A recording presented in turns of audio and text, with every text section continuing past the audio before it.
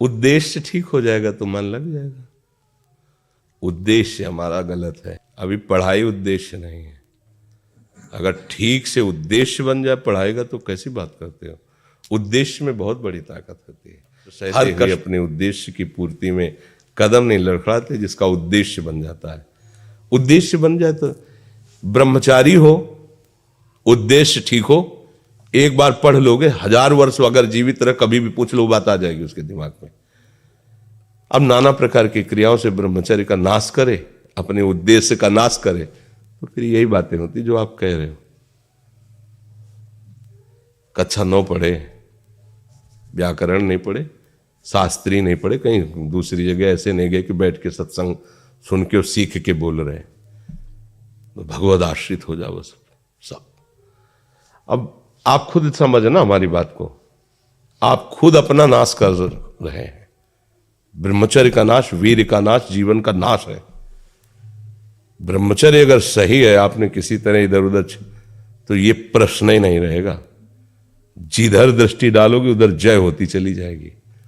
आजकल के बच्चे, नौजवान इसको मनोरंजन समझते हैं और उनको सलाह भी ऐसी मिलती है कि हम जैसे बोल रहे हैं ब्रह्मचर्य के लिए, तो डॉक्टर और आपको जो इधर सांसारिक प्रोत्साहन देने वाले हैं वो आपको सलाह देंगे। हमें तो अंग्रेजी का शब्द नहीं याद है।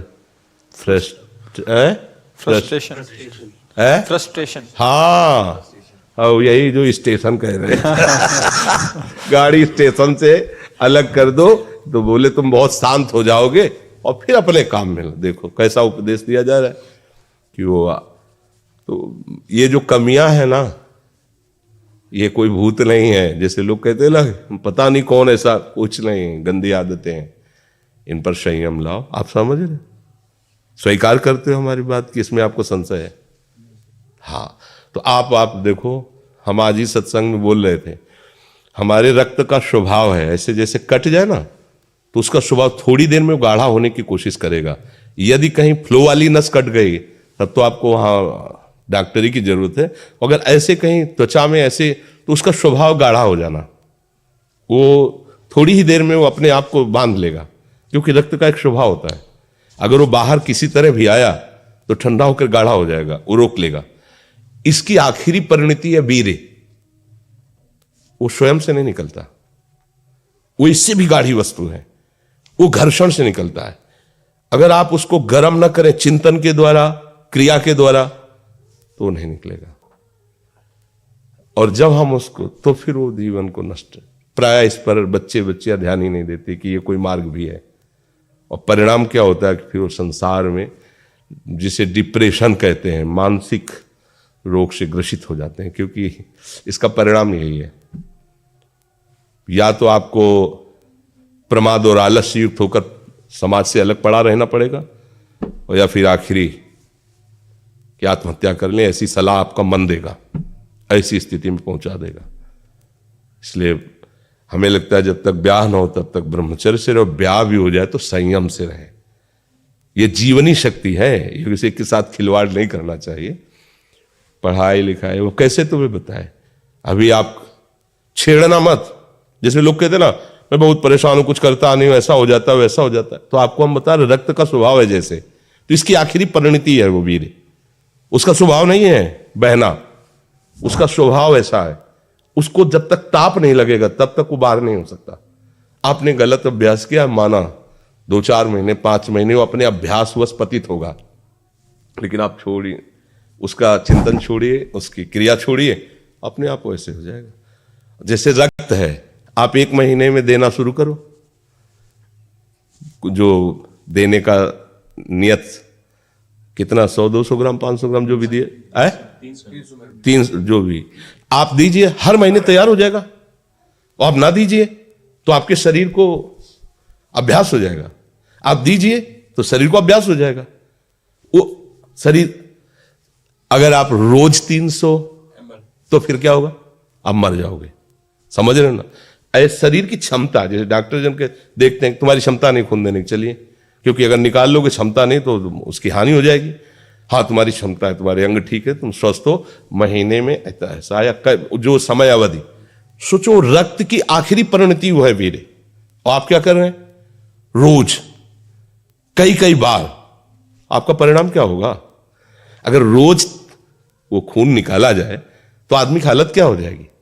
खून की आखिरी परिणति है।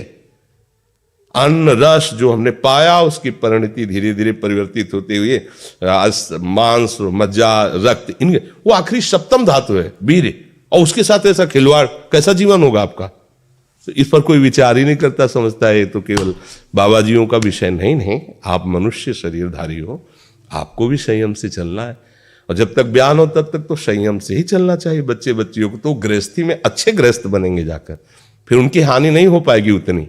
अब पहले से ही तो फिर अब वो पढ़ाई में मन कैसे लगे जब आपके पास पढ़ाई वाली सामग्री ही नहीं रह गई है। पहले क्या होता था, जैसे गुरुकुल में स्मृति आपकी कमजोर हो रही है तो मेधा शक्ति बलवान करने के लिए ब्राह्मी उसको पिलाई जाती थी। ब्राह्मी है ये चीजें क्यों? क्योंकि उनमें इतनी शीतलता, उनमें पौष्टिकता है कि वो वीर का वर्धन करके वीर को रोकेंगी। खास बात उसमें होती थी। अब हम इस बात को ना समझ करके फ्रेंड बनाते हैं और वो विनाश का खेल खेलते हैं जो हमारी सारी सांसारिक और पारमार्थिक दोनों उन्नति का नाश कर देता है। अब उस प्रश्न का क्या होता है? अब उसके लिए क्या सलाह? आप सही ढंग से रहो, अच्छा खाओ पियो, थोड़ा व्यायाम करो, सबके प्रति पवित्र भाव, अभी आप आनंद में आने लगोगे। और जैसी आदतें आजकल हो रही है, आनंद वाली तो है नहीं, ये तो पतन वाली ही है। चार दोस्त मिलते हैं, मदिरा पान करते हैं, गांजा और तो और क्या ड्रग्स फ्रग्स। आप बताओ क्या होगा? आप इतना विष डाल रहे हो अपने अंदर, इसलिए विषैली चीजें डाल रहे हो, ऐसी गंदी आदतें डाल, आपका जीवन क्या होगा? कैसा खिलवाड़ किया जा रहा है मनुष्य शरीर से, जबकि ये देव दुर्लभ देही है भगवत प्राप्ति, इसके साथ कैसा। तो बच्चों को ना तो सत्संग मिल रहा है, ना शास्त्र स्वाध्याय मिल रहा है, ऐसा ही संग मिल रहा है जो पतन का कारण क्या हो रहा है। अच्छा, बहुत पढ़े लिखे हो और शराब पी के नाली के कीड़े की तरह पड़े हो, माता पिता का अपमान कर रहे हो, मनमानी बेविचार कर रहे हो, पढ़ाई लिखाई क्या हुआ? पढ़ा लिखा से भाई विद्या तो वही जो विनय, पवित्रता, शालीनता, सभ्यता, नम्रता, ये तो सद्गुण विद्या में आज की रह नहीं रहे। पढ़े लिखे माता पिता को ऐसे डांट देते जैसे कोई नौकर से बात करता है। हम स्वतंत्र हैं। अरे विषयों के गुलाम तू कब स्वतंत्र हो गया? स्वतंत्र तो परम हंसजन होते हैं जिन्होंने इंद्रियों को अब जीत लिया और भगवद आनंद में मस्त हो, वो स्वतंत्र हैं। इंद्रियों के गुलाम तुम स्वतंत्र हो? जो विषय जब चाहता है तुम्हें गिरा, तुम स्वतंत्र हो? माता पिता, गुरु, शास्त्र, इनकी परतंत्रता स्वीकार करने वाला ही स्वतंत्र होता है। ये मनमानी आचरण जो आजकल समाज में विस्तृत हो रहे हैं ना, ये पतन, अशांति और पाप का कारण बनते हैं, जो बहुत हानिकारक है। तो बच्चा सावधानी से रहो, जो बचा है उसको संभाल लो। जीवन जब से ज्ञान हो जाए तब से अपने को संभाल ले। भाई पूर्व में गलती हो गई, आगे सुधार लेते हैं।